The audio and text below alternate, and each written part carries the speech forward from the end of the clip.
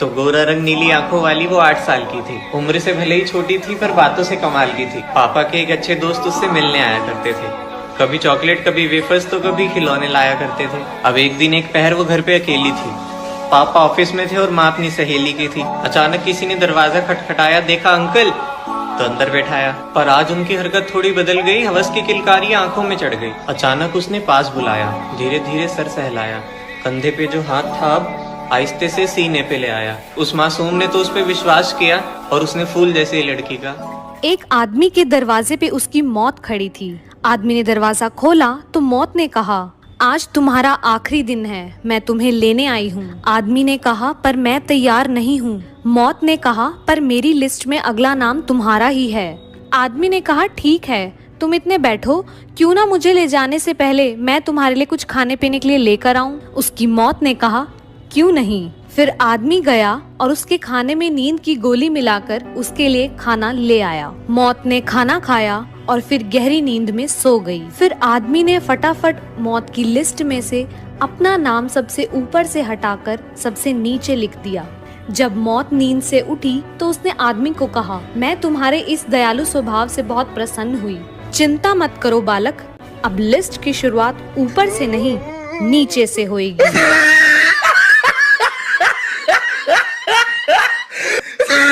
सुनहरी सी तकदीर किस्मत से किया वादा सच्चा लगता था। एक लड़की थी जिसे पढ़ना लिखना बहुत अच्छा लगता था। ख्वाबों की लड़ाई में कई सारी मुश्किलें झेलती थी। बचपन में अपने ईयरफोन्स लेकर डॉक्टर खेलती थी। मौसम था सुहाना, बहारों की कलियां खिल गई। आखिर हुनर ही ऐसा था कि एक दिन सीट मिल गई।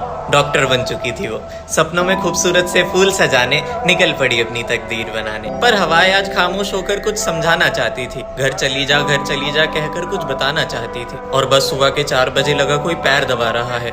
नींद गहरी थी तो लगा सपना आ रहा है। पर जब दास्ता बढ़ा तो नींद उड़ी। आंखें खुली तो सामने उसके चश्मे के शीशे उसकी आंख और अगले ही पल उसके कपड़े फाड़ दिए। वो चीखी चिल्लाई पर लोग सुन नहीं पा रहे थे। काला पर्दा है इस सच्चाई पे कि ना जाने कितने लोग उसका सीना दबा रहे थे। कई सारे राज छिपाकर किताब का वो हिस्सा ही फाड़ दिया। डॉक्टर बनने चली थी ना, लो जान से। हम खामोश नहीं बैठेंगे जब तक उसे इंसाफ न थी। दीवानी सी, हमेशा मुस्कुराती थी, सबसे प्यार से बात करना, सबको दोस्त बनाती थी। एग्जाम में आंसर्स बताती थी, अपना लंच सबको खिलाती थी। प्यार मोहब्बत की बातों से शर्मा जाती थी। कोई लड़का प्रपोज करे तो भाग जाती थी। पढ़ने में भी अच्छी थी, पर सच कहूं तो दिमाग से थोड़ी बच्ची थी। जल्दी से किसी के इरादों को जान नहीं पाती थी। घर के कपड़ों में तो पहचान में ही नहीं आती थी।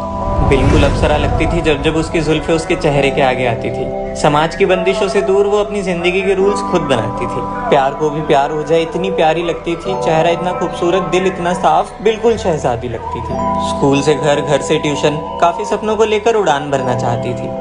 मिडिल क्लास फैमिली से एक मिसाल बनी, इस दुनिया में कुछ करना चाहती थी। वो कहते हैं ना कि कितने भी सख्त बन जाओ, ये नजरें किसी की नजरों में खो ही जाती है।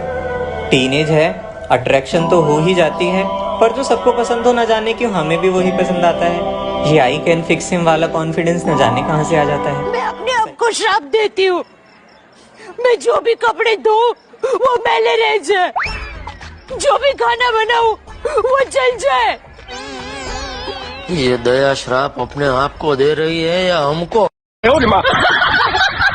एक बार 3 लोगों को 10-10 साल की सजा सुनाई जाती है। सजा काफी लंबी थी, इसीलिए उन तीनों को बोला जाता है कि वह अपना टाइम पास करने के लिए कोई भी एक चीज अपने साथ जेल में लेके जा सकते हैं। इसीलिए पहला बंदा अपने साथ बहुत सारी बुक्स लेके जाता है, दूसरा बंदा पेंटिंग का सामान लेके जाता है और तीसरा बंदा लेके जाता है बहुत सारी सिगरेट्स। जब उनकी सजा के 10 साल पूरे हो जाते हैं तो जेलर उनसे मिलने आता है और उनसे पूछता है कि वो लोग जेल से बाहर निकलने के बाद क्या करेंगे। इस पर पहला बंदा बोलता है, सर मैंने जेल में 10 साल तक बहुत सारी किताबें पढ़ी हैं। अब मैं बाहर जाकर अपनी डिग्री लूंगा और टीचर बनूंगा। दूसरा बंदा बोलता है, सर मैंने 10 साल तक पेंटिंग की इतनी प्रैक्टिस कर ली है कि मैं तो अब पेंटर ही बनूंगा बाहर जाके। इसके बाद जब जेलर तीसरे बंदे के पास जाता है तो देखता है कि उसकी सारी सिगरेट्स ऐसे के ऐसे ही रखी हुई हैं। यह देखकर जेलर उससे बोलता है कि भाई जब पीनी ही नहीं थी तो मंगाई क्यों थी? सर मंगाई तो पीने के लिए ही थी, पर ये भूल गया था कि इनको जलाने के लिए लाइटर भी चाहिए होता है। तुम्हें पता है एक जेंटलमैन कौन होता है? जो तुम्हारी बकवास बातें भी बड़े गौर से सुने, जो तुम्हारा रंग रूप दौलत देखकर नहीं, तुम्हारी मासूमियत देखकर तुम्हें प्यार करे, जो तुम्हारी बिना फिल्टर वाली फोटो की भी तारीफ करे और जब तुम इनसिक्योरिटीज हो तो इग्नोर नहीं क्लियर करे।